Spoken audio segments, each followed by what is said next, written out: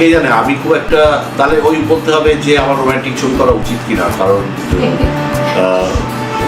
প্রেম একবারই করেছি, তারপর বিয়ে একবারই করেছি, আর তারপর থেকে কোনো কারণ হ্যাঁ করেছি। আর উড়িষ্যাতে গিয়ে বোধহয় বেশ কিছু ক্ষয়ক্ষতিও হয়েছিল। উড়িষ্যাতে গিয়ে ক্ষয়ক্ষতি হয়েছিল বলতে যখন ক্ষত হচ্ছিল, ক্ষত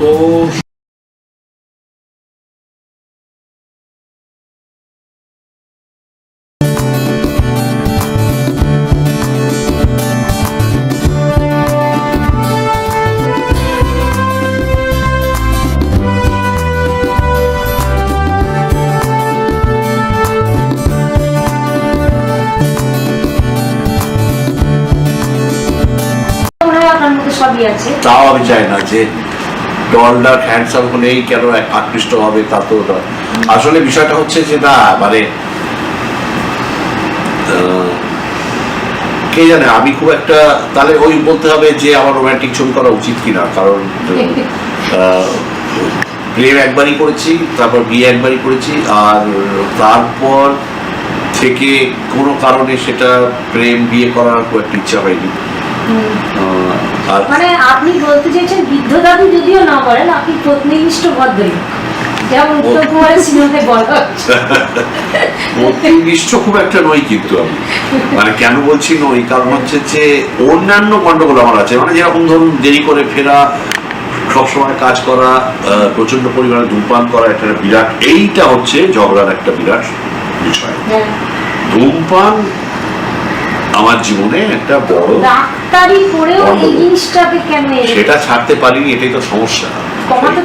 কমাতেও পারিনি, ছাড়তেও পারছি না। ওই একটাই আবার যদি বলেন যে ওইটা আমি মানে প্রতি 15-20 মিনিট অন্তর না হলে আমার খুব মুশকিল, মানে রাত্রিরে ঘুমের সময়টা ছাড়া চলতে থাকে। ওইটা হচ্ছে একটা বিরাট কারণ অশান্তি, বাড়ির অশান্তি। এছাড়া অন্য কোনো কারণে খুব একটা অশান্তি হয়েছে তা ওইটা সামাল দেন কি করে? কি করবো আর, কি বলেন, বুদ্ধির গোড়ায় ধোঁয়া দিচ্ছি? না, কোনো যুক্তি নেই আসলে, ডাক্তার হিসেবে কোনো যুক্তি দিতে পারি না স্মোকিং এর পক্ষে, আসলে কোনো যুক্তি নেই, এবং আমি চাইও না কেউ স্মোক করুক। তার কারণটা হচ্ছে যে একবার শুরু করলে আমার মতো অবস্থা হবে আটকে পড়া, তারপরে। আচ্ছা, শাশ্বত চট্টোপাধ্যায়কে হেল্প করেছেন তো আপনি ডাক্তার হিসেবে শুটিং এ থাকলে বাড়তি আপনার?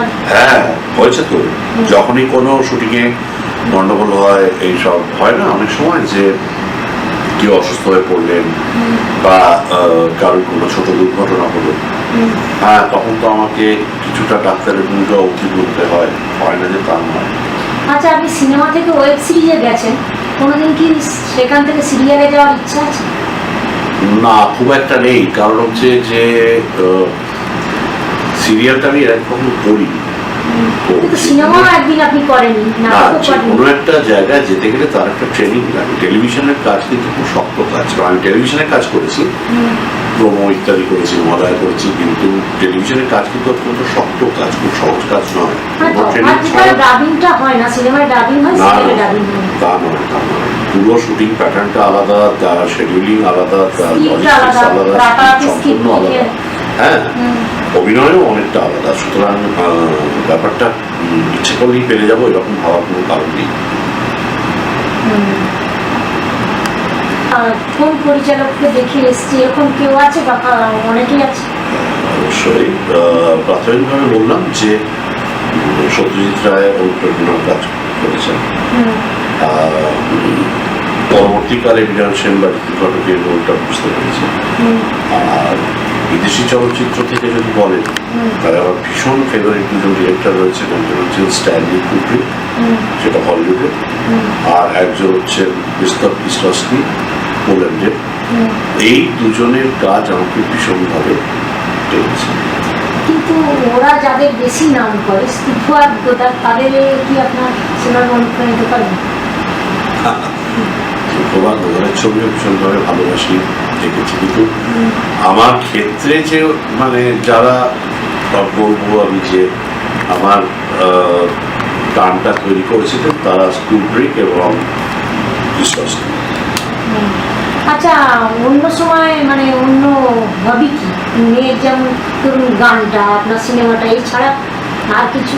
এছাড়া আমি খুব একটা কিছু পারি না করতে, ওই এখানে বসে ফটোশপের কাজ করি, বা কখনো এডিটের কাজ, সাউন্ডের কাজ করি, কখনো কখনো গান শোনা, কবিতা পড়া, গান শুনি, কবিতা পড়ি, গল্প পড়া, ভালো ভালো গল্প, সিনেমার জন্য নির্বাচন করা, এইগুলো সেটা করি, সেটা করি। সেটা কি সিনেমা করবেন বলে, না পড়তে ভালো লাগে? না না না, এমনি পড়তে ভালো লাগে, এমনি পড়তে ভালো লাগে, বা অনেক সময় রাজনৈতিক অনেক বই পড়ি, সেগুলো ওই কারণে সিনেমা করার কারণে, সেটা আমার ভালো লাগার জায়গা। আচ্ছা, আপনি দেবের প্রোডাকশনে কাজ করেছেন, প্রসেনজিৎ চট করেছেন। হ্যাঁ করেছি। আর উড়িষ্যাতে গিয়ে বোধহয় বেশ কিছু ক্ষয়ক্ষতিও হয়েছিল। উড়িষ্যাতে গিয়ে ক্ষয়ক্ষতি হয়েছিল বলতে, যখন ক্ষত হচ্ছিল, ক্ষত শুটিং এর সময় আমাদের এই ঝড় এসেছিল, এবং ঝড়ে আমাদের এই সেট তৈরি করা হয়েছিল, সেই সেটের ওপরটা উড়ে গেছিল, সেটা একটা বড় ক্ষতি। আচ্ছা, ভবিষ্যতে আর কোন কোন আর্টিস্টকে নিয়ে না না, যে কোনো অভিনেতা যারা যেখানে যে চরিত্রের সঙ্গে মানানসই, তেমন যে কোনো অভিনেতার সঙ্গে কাজ করতে হবে ভীষণ ভালো। আর মানে ভবিষ্যৎ এখনো অবধি মোট কতগুলো ছবি করেছেন? আর 11টা ছবি করেছি, কটা করবো জানি না, আছে ইচ্ছে আছে বেশ কয়েকটা করার, এটা ঠিক। দর্শকদের উদ্দেশ্যে কিছু বলবেন? দর্শকদের বলবো সেটা হচ্ছে যে ছবি দেখুন,